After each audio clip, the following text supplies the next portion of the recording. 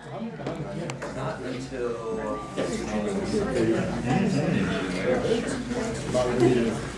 You can go sleep in there. And my daughter was like that 18 years ago. How's it going? Really good thing. I want to give you a sense of what's about to happen, because it may not be what you think is going to happen.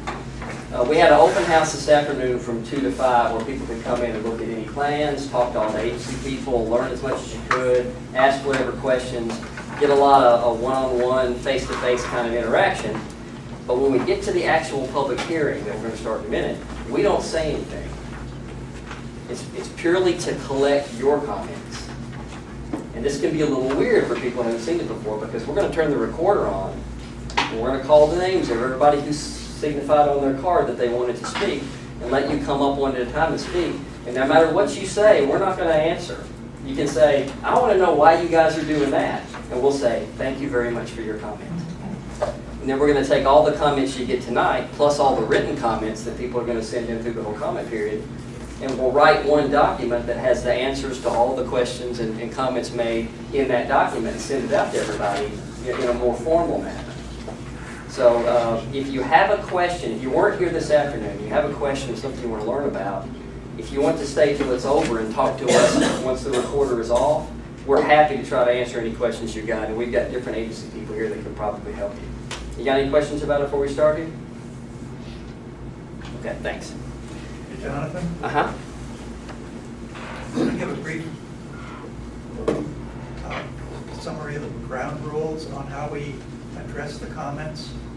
It's going to be in the comment here I'm going to read, I think, but just in case. We have multiple agencies here. We don't just have one. It's not just TDEC that's doing it. There's OSM, there's the Corps of Engineers folks here, there's EPA. So if you have a comment to direct at a certain aspect of a certain permit, as you talk into the record, try to make it clear who you're directing the comment at, because we're all going to take these comments and divvy them up. So if your comment is at OSM SMACRA permit, try to make that clear in your comment, okay? Is that okay? That's good, because we're trying to go to this format where we all have one meeting together. So that's easy for you to come to one meeting and get the information that you want, say what you want to say, instead of each agency scheduling a separate hearing really about the same site. You don't want to come to 4 hearings. By the time you've seen the third one advertised, you're going, hadn't I already been to that meeting? So we're trying to schedule them all together and sync up all our permitting requirements so that you see them all at the same time and they kind of stay in step so it doesn't get confusing. What I'm hoping is doing it all together with all the agencies here together doesn't make it more confusing for you. It might be a little hard to figure out who's who, okay? All right, anything else?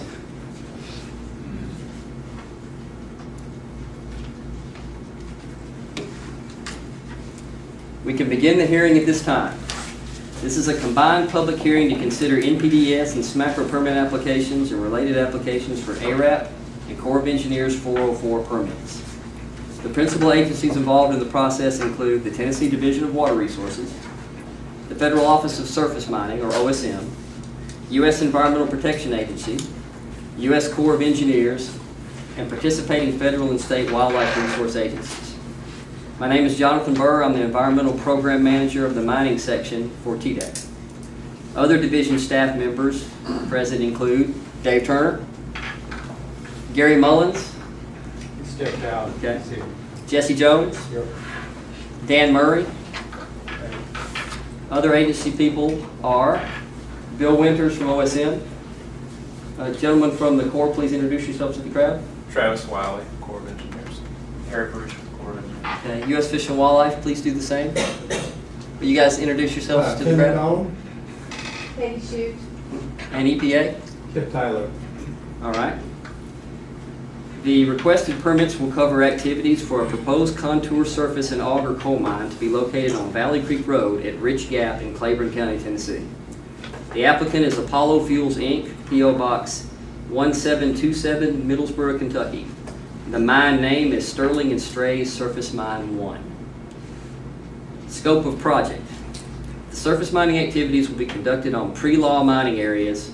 Contour surface remining will be conducted on these areas, with additional auger activity occurring along the mine benches prior to reclamation. The project will include 804.8 acres. The facility will discharge treated wastewater and stormwater into unnamed tributaries of Burrell Creek, Tackett Creek, Valley Creek, Hurricane Creek, Pigeon Roost Branch, Bear Creek, and Spruce Lick Branch in Claiborne County. An open house meeting for the public was held from 2 o'clock to 5 p.m. earlier today. The informal meeting provided additional opportunities for the public to review the draft permit, plans, maps, and other supporting information. The project name is Sterling and Stray Surface Mine 1.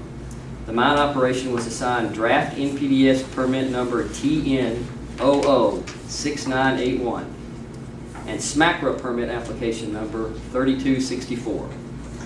The NPDES application includes EPA application forms, maps, monitoring data, and supporting information and data to implement Tennessee's anti-degradation policy.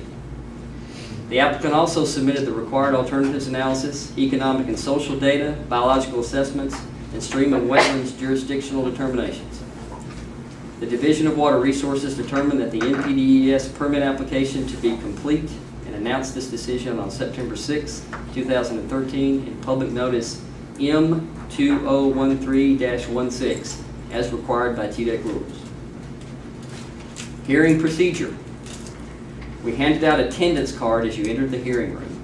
This is not only to make a record of the attendance, but we'll also use these cards to call your name to take testimony for the public hearing. Raise your hand if you did not receive a card to fill out. All right? Your questions and comments should be directed toward your specific area of concern. Division of Water Quality for NPDES and ARAP issues, to OSM for the SMACRA permit, or to the Corps of Engineers for Section 404 permits. We'll call your name from the attendance cards that you completed. Please limit your comments so that all persons who wish to speak will have the opportunity. We have a relatively small group here, so I don't mind if people talk for 5 or 6 minutes if they want to. If you get too far past that, I'll kind of give you one of these, okay? At the end of this, we will ask if anybody would like to come back and speak more, or if anybody who did not want to speak indicated on their card they didn't want to speak, if they've changed their mind and they do want to speak, and you'll be given an opportunity at the end, okay? And as far as the decision-making process, we will review all your comments, oral and written, and make our decision. Based on the testimony and evaluation, we can issue, modify, revise, extend the hearing, or deny the applications. We can also ask for additional information and data from the applicant if needed to complete the decision process. The opportunity to submit written comments, emails, etc. has been extended until October 13th, 2013. You will all receive a copy of our decision document. Please provide your email address on the cards if you want to receive an electronic copy of the notice of termination. It will be sent to you. We will now begin the hearing and take your comments. Please limit your comments and direct all comments to water quality related issues or other permitting issues and requirements of the draft permits. The first person who wished to speak was Stephanie Matheny. Please come up to the podium to record your record. You like first or last better? I tried so carefully to be in the middle. Okay.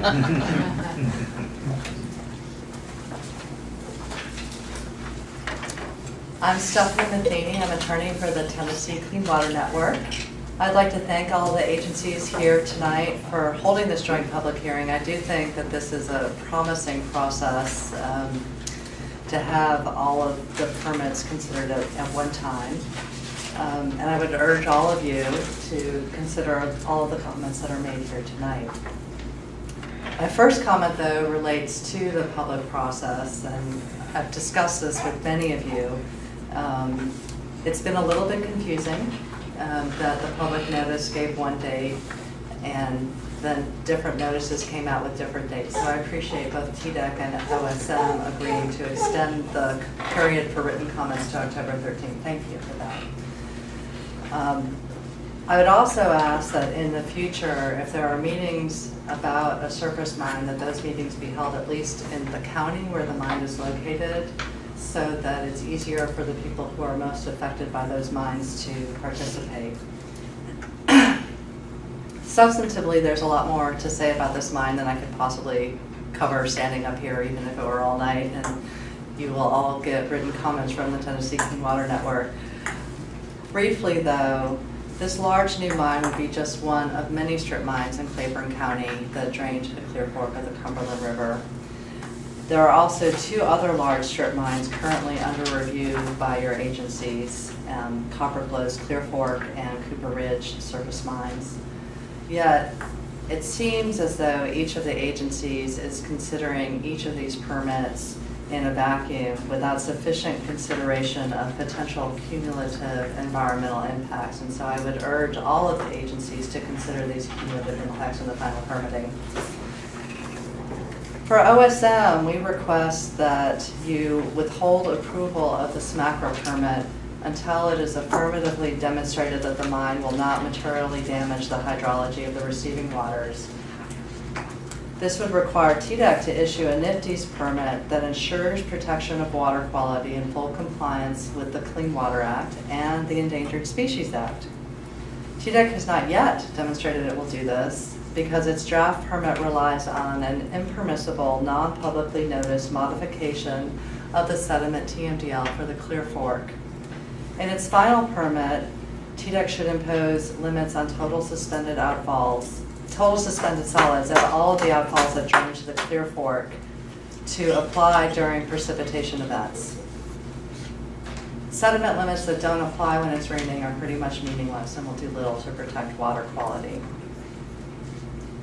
The draft NIFTY's permit also does not propose limits on conductivity that are even remotely protective of the federally threatened blackside days, which are present in several of the receiving streams. Peer-reviewed studies published just recently, within the last month, confirmed that in-stream conductivity above 240 microsiemens per centimeter is harmful to days, yet the draft permit proposes to use a threshold of 500, which is about double that threshold, and then to require undefined best management practices.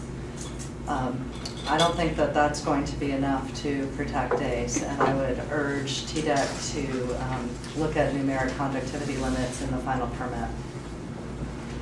In the alternatives analysis that was submitted as part of the NIFTY's permit review, Apollo Fuels essentially claimed that it would be too expensive to install treatment to prevent degradation of our waters. The Tennessee Clean Water Network doesn't necessarily agree with that analysis in terms of cost, but even if it were true, the right answer is not to say, okay, you can pollute our streams if you don't want to spend the money. The right answer would be to say, you do what's required to protect water quality or you don't get your permits. That is what the law requires, and I know that's ultimately the intent of the agencies. This is particularly true in this case because Apollo Fuels, according to its SMACRA application, has received 83 separate notices of violation at its other mines in Tennessee and Kentucky. We shouldn't reward a non-compliant company with lax permits. Regarding the 404 permit and the ARAP and 401 certification, which are obviously closely related, we would ask both TDEC and the Corps to require mitigation for loss of wetlands above the proposed 1-to-1 ratio. We would also ask, and I understand this is the intention, that mitigation will be within the same watershed. It's very important that mitigation be within in-system. We would also ask for mitigation for the temporary impacts to approximately 1,125 linear feet of streams. In closing, I would ask, do we really need this mine at all? Why are we being asked to compromise water quality, public health, the natural beauty of our mountains, and the continued existence of threatened species to provide short-term profit to a private company? Coal mining is an exceedingly small part of Tennessee's economy, and Tennessee is an exceedingly small producer of coal, most recently ranking 21st out of all the states, producing just 0.1% of the coal in this country. We don't need this mine, and I urge our public agencies to reject it. Thank you.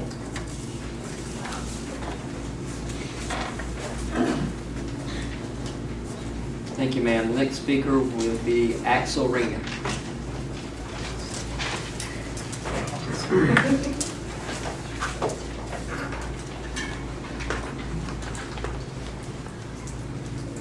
Somebody's been shuffling the deck, Jonathan. I'm told that I'm calling them out in the order in which they were turned.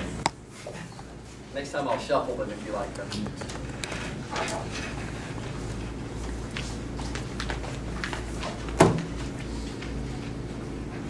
My name is Axel Ringa. I'm the Water Quality Chair for the Tennessee chapter of the Sierra Club.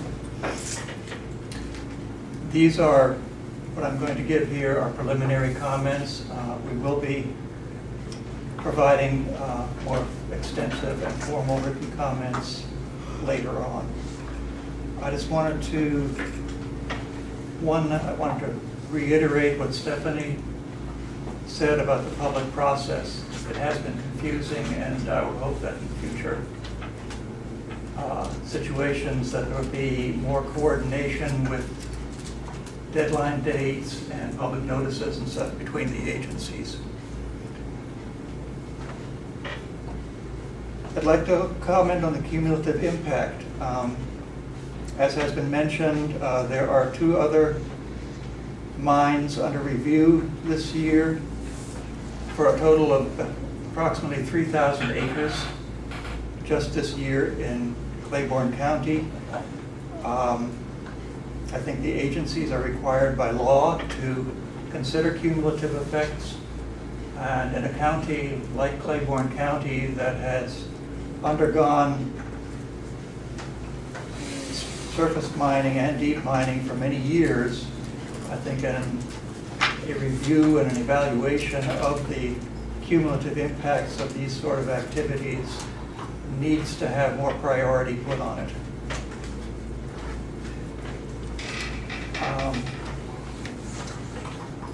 For TDEC, on the discharge limits, we would like to see protective limits on conductivity, both general and specific. We would like to see discharge limits on selenium. And we would like to see monitoring requirements for the full list of discharged pollutants from this mine.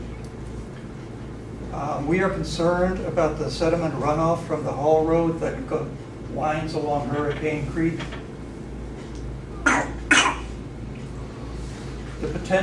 The probable potential is there for a considerable amount of dust and sediment runoff going from that haul road into Hurricane Creek. And yet I see no specific practices in the permits to address this. We would also advocate to have no technology-based storm exemptions to the total suspended solids. We don't feel that this adequately protects the streams from sediment discharges, because we all know that the majority of sediments are discharged during rain events.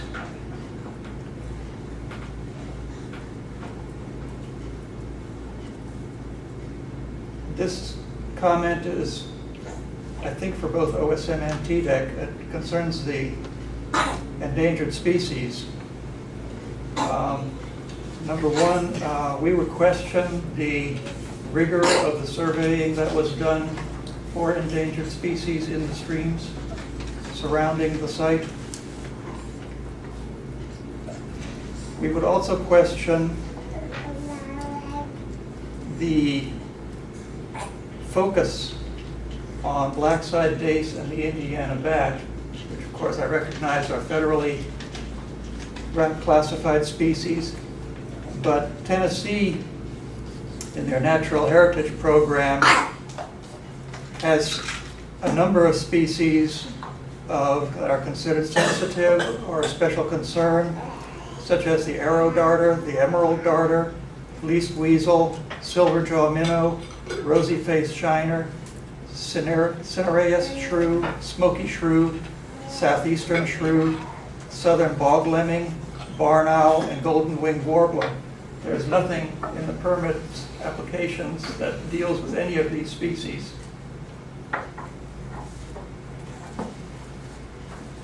To TDEC concerning mitigation, we would like to see the mitigation carried out within the Huck 8 watershed. And we would also like to see the ratio for the mitigation to be 2 to 1, not 1 to 1. 2 to 1 is kind of standard practice for all other activities that disturb the earth and streams in Tennessee.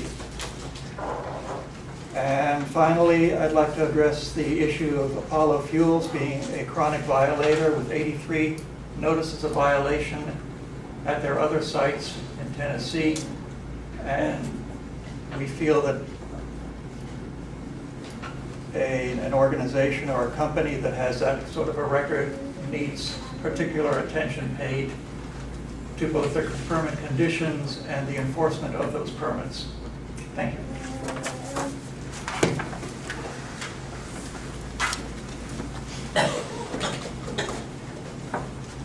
Thank you, sir.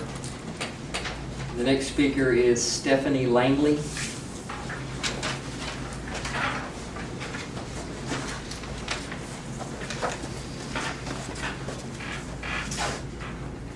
My name is Stephanie Langley. I come from Anderson County. Currently live there, and I'm here for representing SOCM, Statewide Organizing for Community Empowerment. My family also owns land in Claiborne County, which neighbors, in Campbell County, which neighbors Claiborne County. We've had that land for about 30 years, and have seen the tourism industry in Campbell County really grow, all of which is based on majestic ridges, clean water, and other attributes that are commonly destroyed by mountaintop removal or strip mining. The Apollo Fuels continues to operate by violating regulations. They may provide short-term economic boom for Claiborne County, but they're not good community members and will not provide durable economic stability for our communities. I strongly oppose the extraction of coal or any other natural resource that comes at the expense of community members' public health, their water quality, or their durable economic stability. For all these reasons, I oppose this permit. Thank you.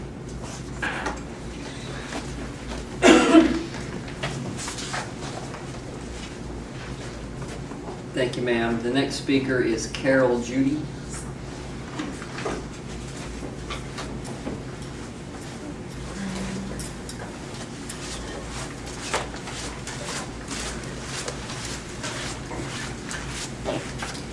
I'm Carol Judy, and I live and work in the Campbell and Claiborne Clearport Valley.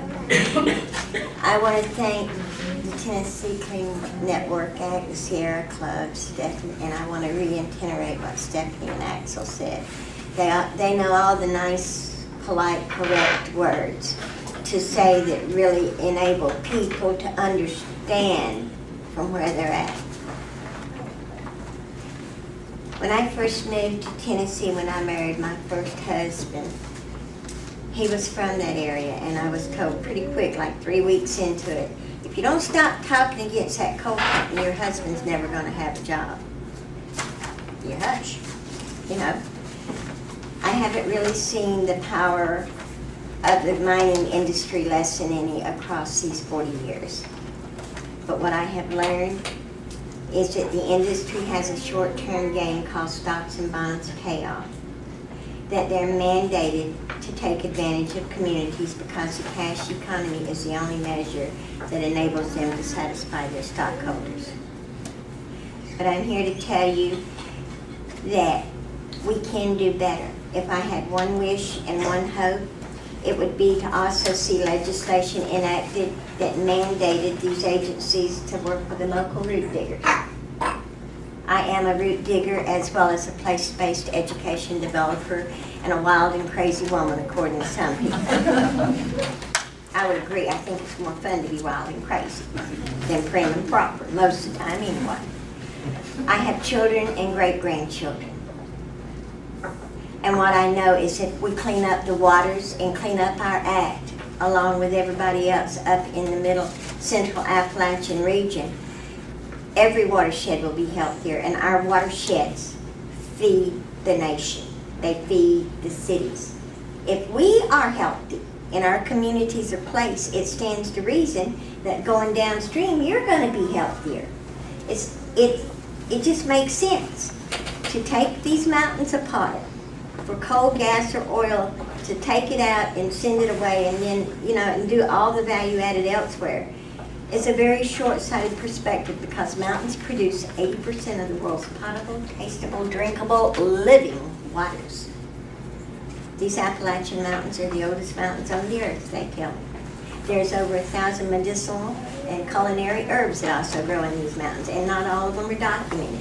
So I think that environmental impact statements need to be advanced to the knowledge we have today and include the plant species environmental inventory.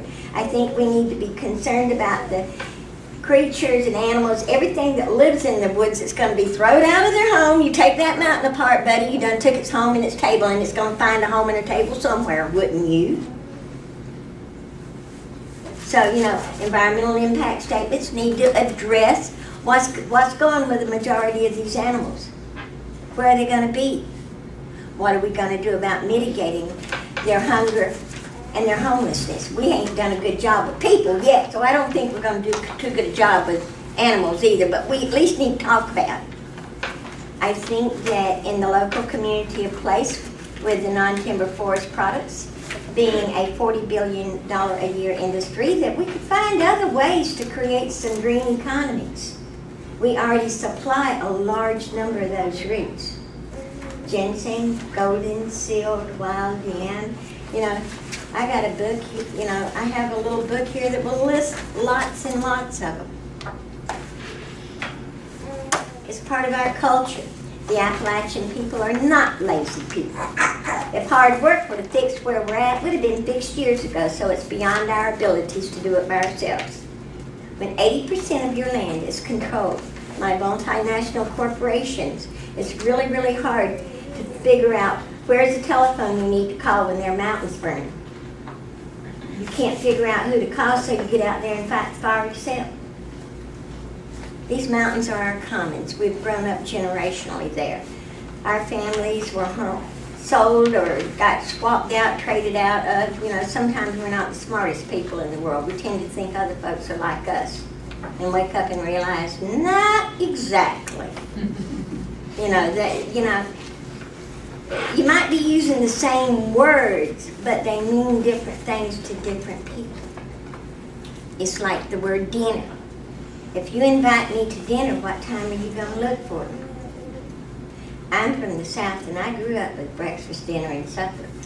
However, if you're north of the Mason-Dixon line, you're probably used to breakfast, lunch, and dinner. So clarification and transparency is going to become more necessary. So I want a rule somewhere that says you have to work with the local root diggers in your environmental impact statements, because, we're the ones that know where it's at. And if we can, and we have to have them woods and trees to have good air and water and roots. And yins all need it, and my grandkids need it, and my great-grandkids need work too. Just like we do. I feel like we could solve a whole lot of things if we would start broadening the perspective of what requirements are around the industry. 83 failures, and they want another one. You talk about these mines in Tennessee. Well, over on the backside, because the Clear Fork Valley is two states, Tennessee and Kentucky. Campbell and Claiborne in Tennessee, and Bell and Whitley in Kentucky. We are surrounded by mining. North, south, east, or west, whichever way you go, we're going to be it. We're the Upper Cumberland watershed. We're the headwaters of it. This is going to feed into that. This is going to go up into Williamsburg, Kentucky, travel, and then going to start west and travel across the Tennessee and Kentucky line, go to Nashville, give Nashville water, and then go down and end up in the Mississippi, and then it's going to go down the Mississippi to the Gulf of Mexico. That's a long way for water to go, ain't it? It's a lot of travels and pathways. I just think that you need to come to our community to hold these hearings. You're probably not going to get a whole lot more people because of the position of power. But in Campbell County, and I'm not quite sure what it is for Claiborne County, the biggest employer is the county government. So mining companies have kind of held sway with their power because they're really kind of like, in our little corner of the world, a very visible employer generationally. And that takes a whole lot of toll on people. I'm proud to be part of America in the fact because for the first time in about 30 or 40 years, I feel like getting up and standing up and saying something really has an impact. And it's because we've learned to work together. So I thank you again, all you folks who have helped us get here. I really do appreciate it.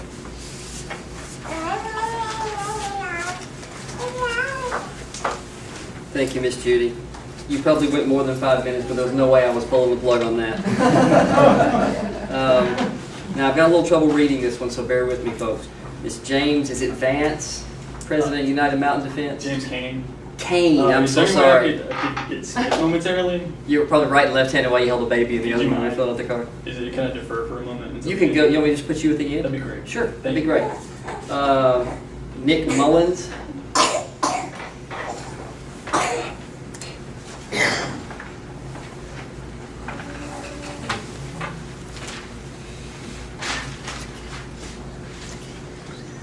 My name is Nick Mullins, and I come from Berea, Kentucky.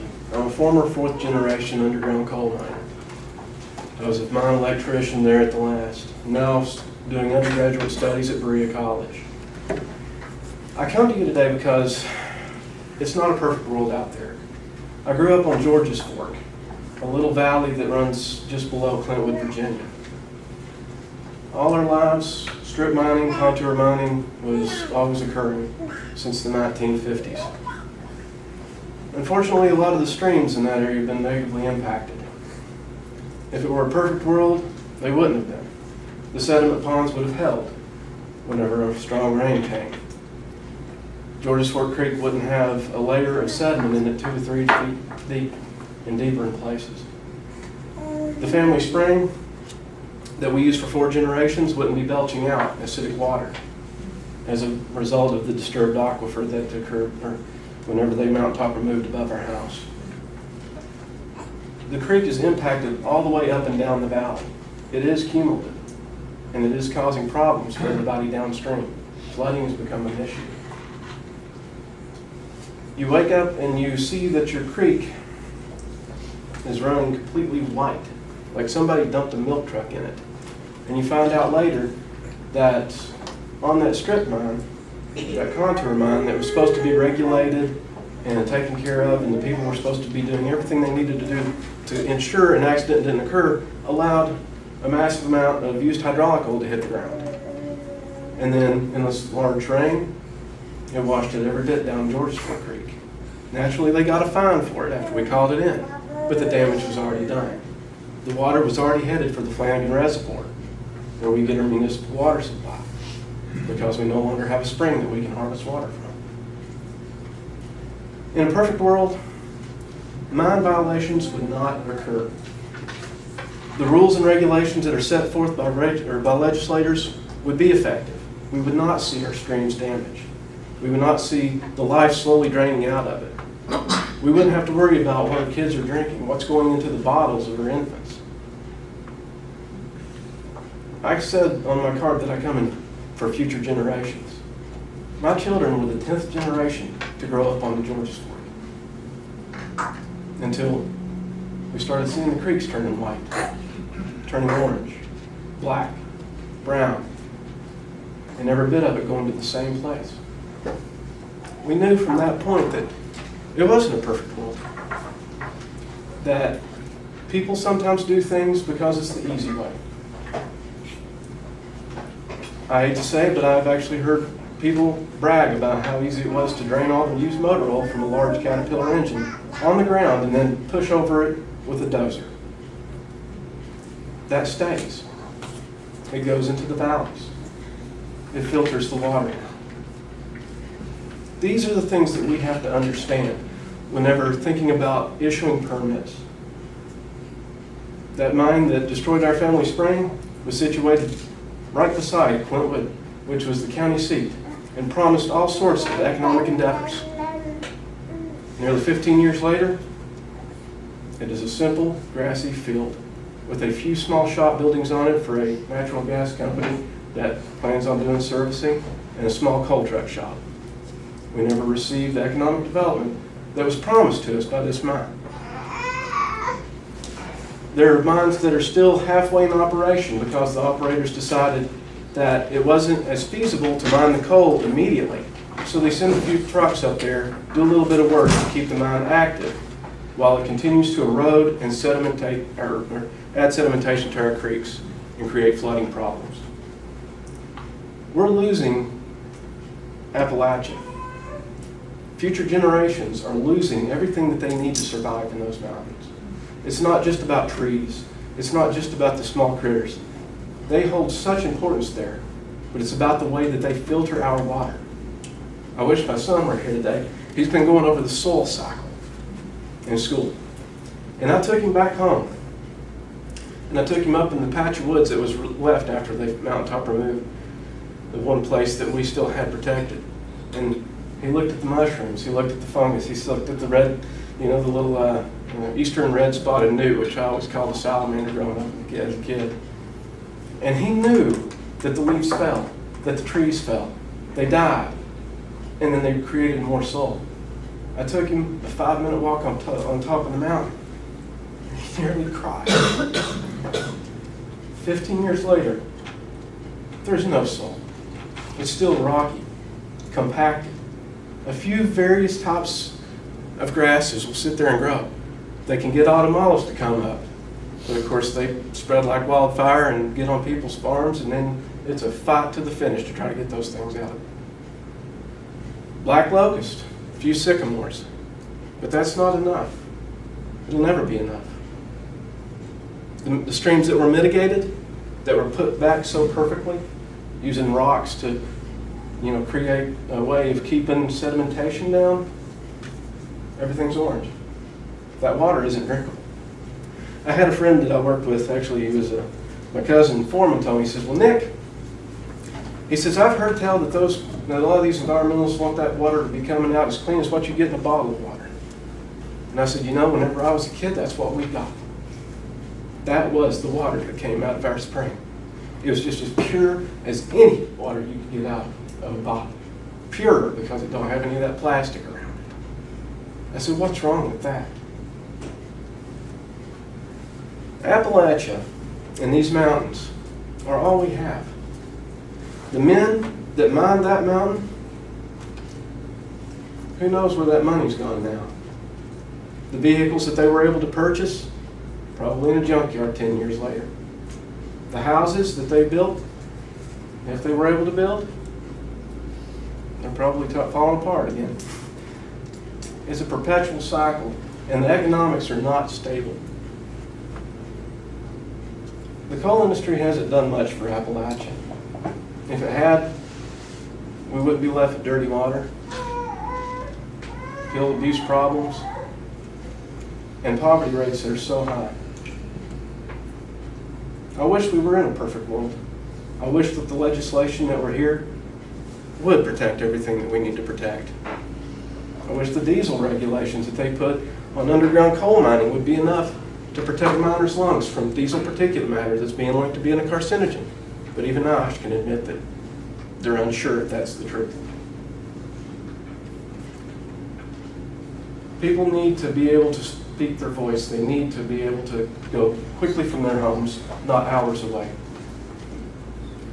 They shouldn't have to uproot to go speak their minds and to tell people what is truly necessary to save our way of life and their sources of happiness and health. Thank you.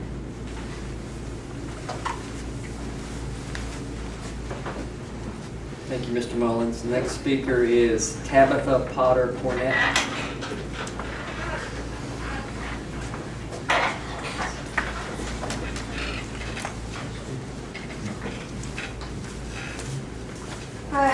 I'm Tabitha. I'm attending Brewer College right now as an undergrad, and I'm planning on doing an Appalachian Studies independent major because I want to do Appalachian community outreach. Well, not going to be able to do that if there are no Appalachian communities. We can't have communities without our water. I moved a lot growing up. But one place that was always constant in my life was Egan, up on the mountains with my grandparents. We used to come spend the summers, and then right before I started high school, we moved down there for good. And my mom still lives in Claiborne County. My grandma still lives in Campbell County, 10 minutes down the road. And our water supply, the creek at my mom's house, kids can't play in it. When I was growing up, any creek that was in walking distance, me and my sister could go play, swim, fish, whatever we wanted to do. My brother and sister can't play in the creek right next to their house because it's already been destroyed by mountaintop removal. For too much longer, we're not going to be able to go to our local swimming hole. It's not going to be a place to hang out. People aren't going to be able to do it. It's not going to be safe. Because our swimming hole is directly connected to Tackett Creek.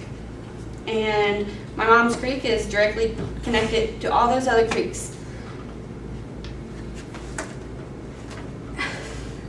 The mountains, these mountains have always been my one constant growing up, my one home.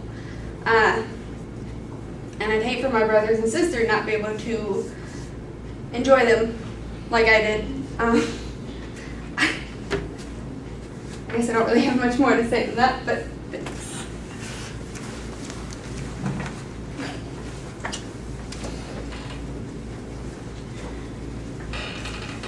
Thank you, ma'am. The next speaker is Ann Lee.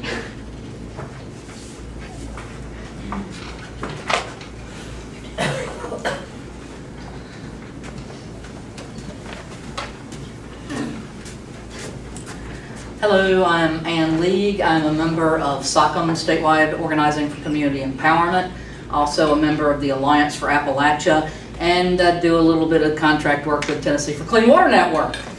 I want to reiterate a lot of the comments that have been made tonight, but what I do want to say is thank you for this concept of the open meeting before this, the LIWA, which for folks who don't know is the Local Interagency Working Agreement, which is an experiment going on in Tennessee where all the different agencies come together like this and have a meeting. And the question and answer period before this, where we actually get to have back and forth with these guys, is something they don't have in any of the other states. And this goes to EPA, Fish and Wildlife, OSMRE. I think the LIWA concept should be expanded to all states, particularly in Central Appalachia. I want to reiterate the cumulative impacts that everyone is talking about. With the new mines that are going in very close to each other in Campbell and Claiborne, that has to be looked at very carefully, not just on ecological field, but the economics also. Part of this that you guys look at is the economics of the permit, how it will affect the region. I think you have to look at how the economics affect the region in an adverse way also. The jobs that this bring, if they will actually be local jobs, if there is a work pool in these areas to fill those particular jobs. Going to that also with the reclamation on these mines, I think you should be looking for local companies and local workers. I don't know how much OSMRE, TDEC, Army Corps can push the mining companies to try to hire locals or local companies to do reclamation, but who knows these areas better than the people who live in them as far as what will grow and how to plant. So I think that's an initiative that the federal agencies should really look at. EPA, this is overreaching on all mines. We really need a strong conductivity standard, not a criteria. This is something particularly important in central Appalachia, something we need because what's going on in Tennessee is going on tenfold in Kentucky, West Virginia, Southwest Virginia. Well, let's see. Fish and wildlife, please look at the cumulative effects of all these mines on the black-side dace, the threatened species that were listed, and some of the ones that are on the brink also. We really need this for that growing tourism that's coming to these areas, the people who are taking green vacations and want to come and look at this. And for that, thank you once again. Army Corps, I'm talking to Meg, trying to get her to come down for a visit, so just warn you.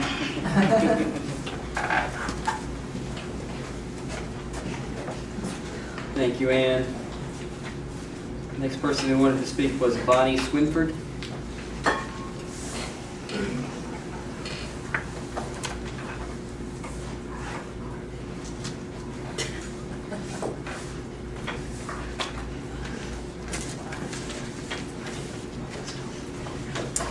Hello everyone, my name is Bonnie Swinford and I am an environmental justice organizer with Sierra Club Tennessee chapter. I want to thank all the agencies for engaging in this LIWA process and for, especially for those of you who've traveled from elsewhere to be here in Knoxville for this hearing. I really appreciate that you're here to hear what citizens have to say. I would strongly suggest and ask that the agencies consider going back to holding permit hearings in the counties where the strip mines are located.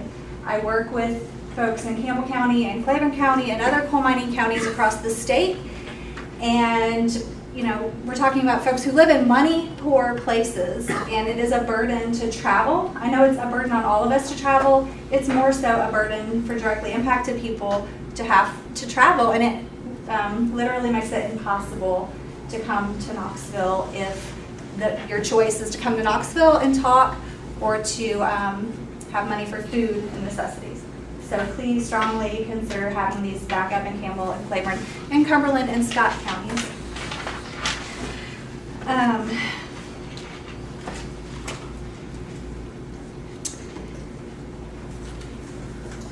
I guess I want to say one more thing about the economics of this. So I understand that this permit will discharge into Tennessee exceptional bodies of water, and that TDEC has found that that is socially and economically justifiable. I also understand that there has been some changes around the anti-degradation laws that determine how that process works. I just want to say that there wasn't a lot of public input into that new process, and I feel like now there's not a lot of opportunity for people who live in these counties, who are the ones who know best about how mining is either helping or harming their economy. There's now no longer a process for them to meet and to talk with the agencies and to talk with the companies about the social and economic justification as how they see it. So I would love to see a public process open back up around the social and economic justification part of the permit. Okay, I want to say that the mining permit, as we've heard before, has 83 separate notices for violations. That's to Apollo Fuel. And that was at their other sites in Tennessee and in Kentucky.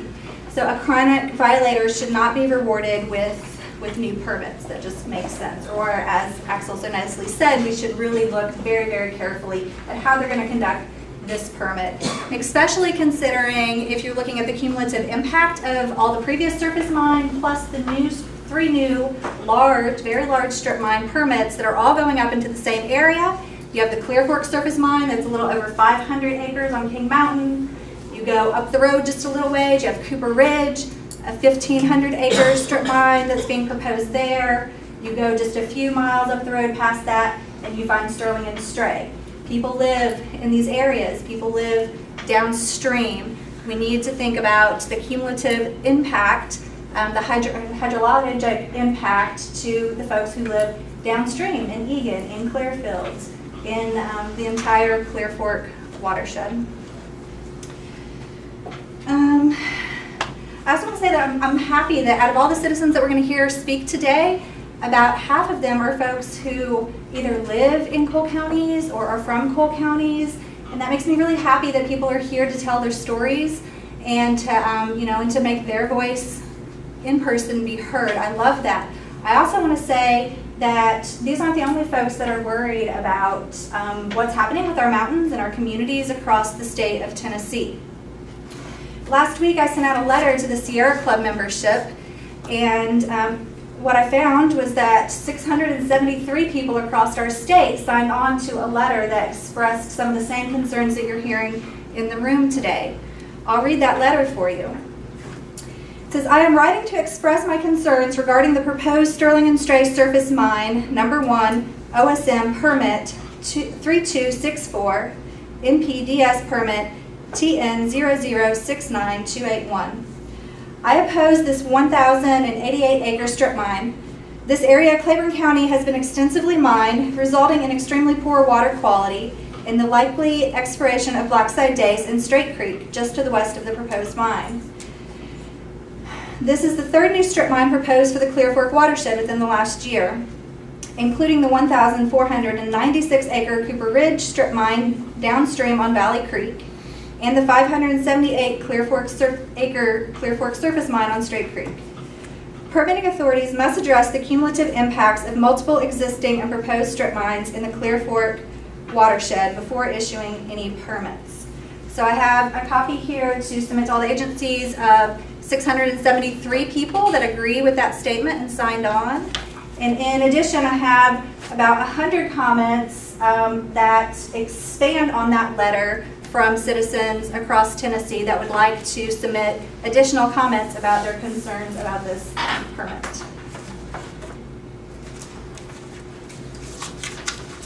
John, should I give this?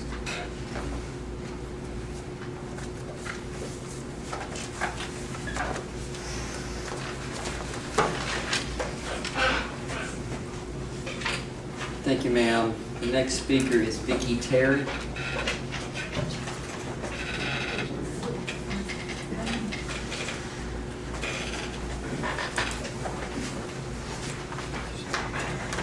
I want to thank everybody, the TDEC and EPNA and everybody, and I especially want to thank my granddaughter, Nick Mullins, and everybody that came from other states that has been affected to let you hear their side, their story.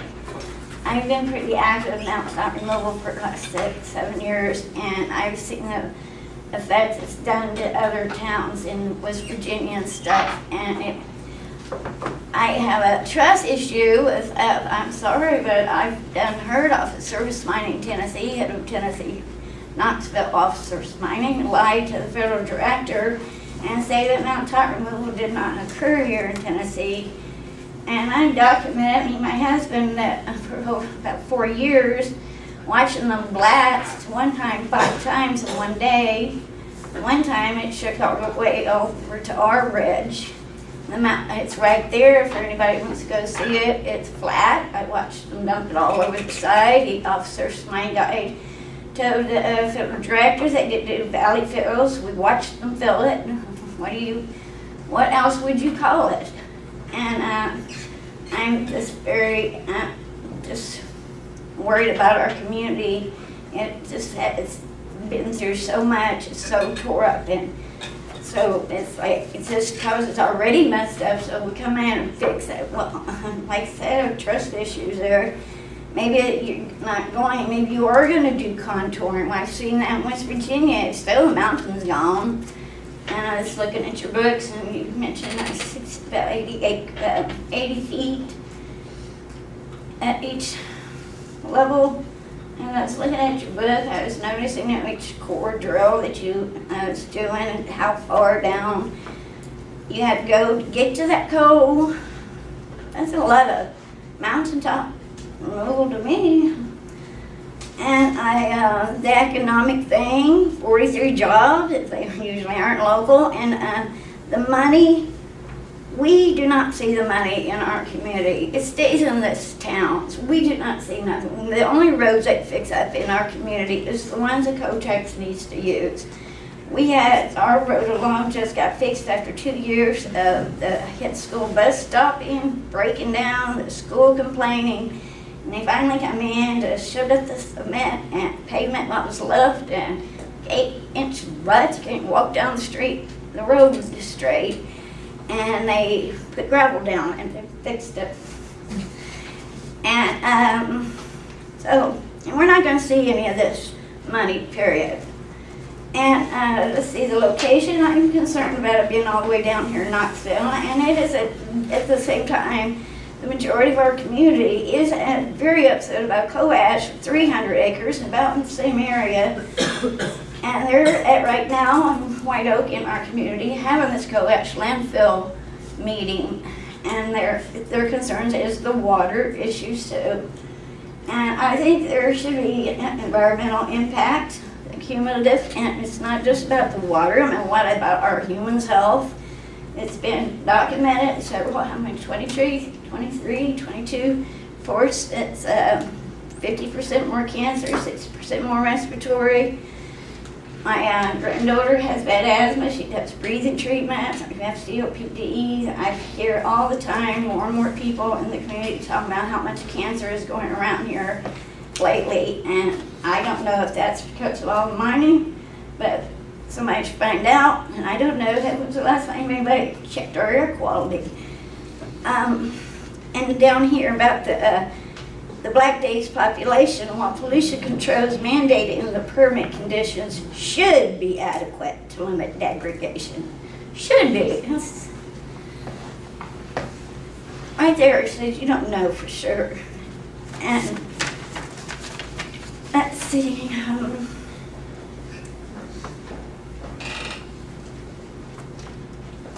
And almost everybody here talked in front of me pretty well said everything I was wanting to say. I agree, you know, they've been the 83 violations, which is another trust issue. I don't see any enforcement. We've had TDEC up there this past winter because the road caved in and all the trucks was legal all of a sudden. No, we didn't see, they was washing them off, they wasn't overloaded, they covered them.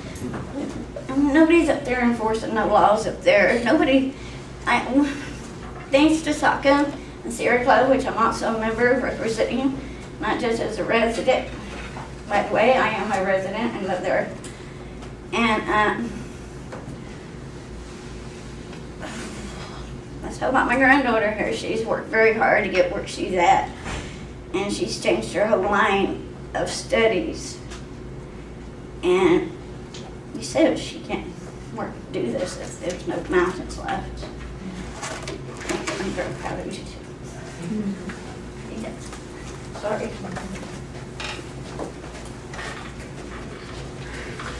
Thank you, Ms. Terry. William Eric Blevins.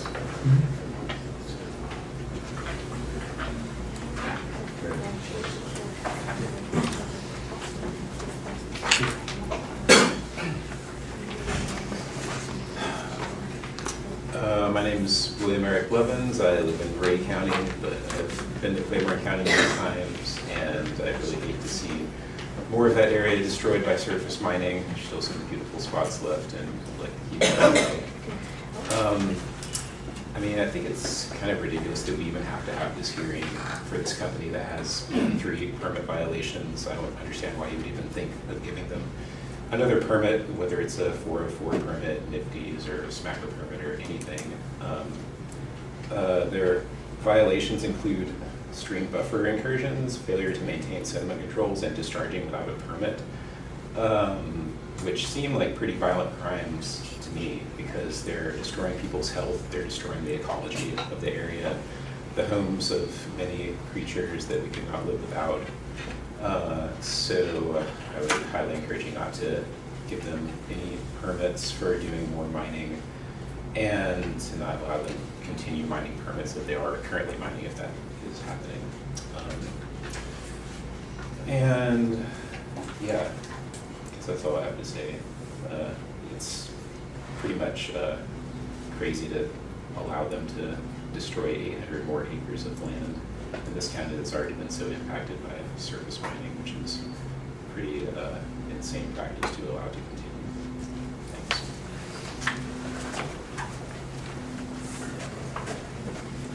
Thank you, sir.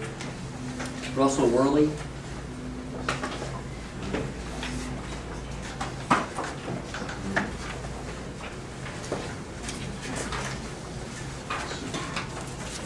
My name's Russell Worley. It's my first time coming to one of these things, so not really that much on about the regulations and the numbers and all that.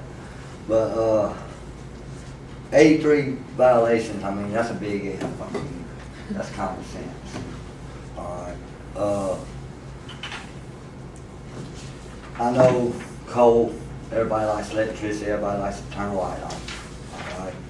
All right. Everybody likes jobs, but like they're saying, I know it's very handy. My wife's family's coal miners, my grandpa's coal miners. Very few locals get jobs in the coal miners or driving trucks or whatever. Not very many at all.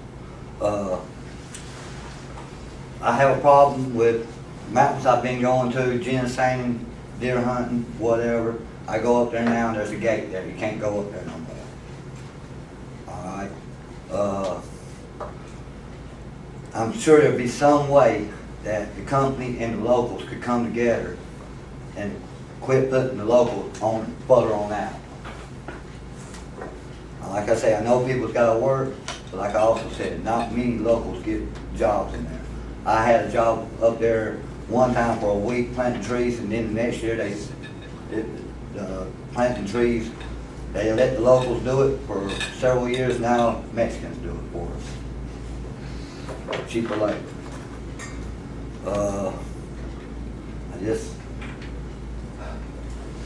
And 800 acres, I'm surprised there's that many trees left somewhere in Valley Creek.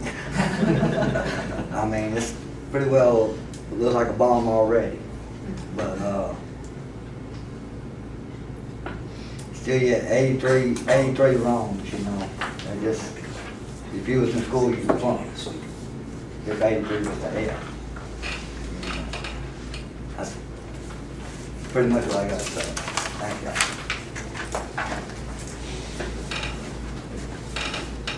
Thank you, Mr. Worley. Joe Franklin?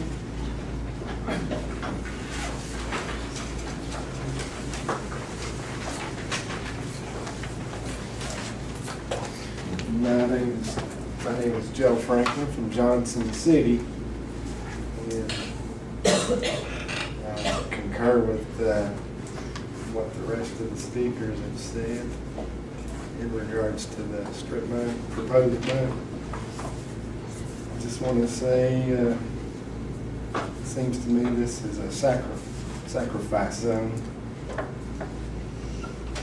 And we need to put a stop to it. Thank you. Okay.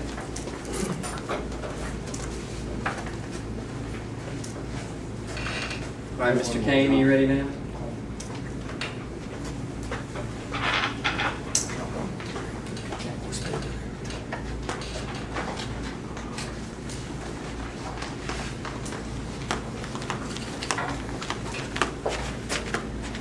My name is James King. I'm here representing United Mountain Defense. We have about 1,070 members. And I'm up here with my daughter Linda, who has actually been in the field as early as 2 months of age to help us look at some water samples. So I'm also speaking on her behalf. Just a few basic things. If permitted, this mine will drain a Clear Fork, which is impaired. It's a 303D listed stream. There is no current TMDL in place to protect fish and aquatic life from existing coal mining discharges. Since 2012, our organization has found 38 points of elevated above 300 microsiemens connectivity flowing into Valley Creek and Clear Fork, including 4 unpermitted point sources of selenium. Before, during, and long after, this mine will directly and negatively impact over 20 miles of already impacted surface waters. Breakdown of the impacted streams. Valley Creek, length of about 6.9 miles. It does not have TMDL data, which has been reported by EPA, and recreational impacts have not been assessed for that water body. Tributaries of Valley Creek include Hurricane Creek, 1.6 miles, and Pigeon Roost Branch, a length of 1.5 miles. Those do not have TMDL data, according to the EPA, and recreation impacts, again, have not been assessed for those 2 water bodies. Mining operations will impact tributaries to Bennett's Fork, a length of around 11 miles, which includes Burrell Creek. Bennett's Fork is already 303D impaired for fish, shellfish, and wildlife protection and propagation due to coal mining discharges, as well as impacts from abandoned mine lands. And there is no TMDL for that water body. Mining operations will impact tributaries of Tackett Creek, including Spruce Lick Branch, which eventually flow into the Clear Fork. Organizations found 3 points of elevated above 300 microsiemens conductivity flowing into Tackett Creek.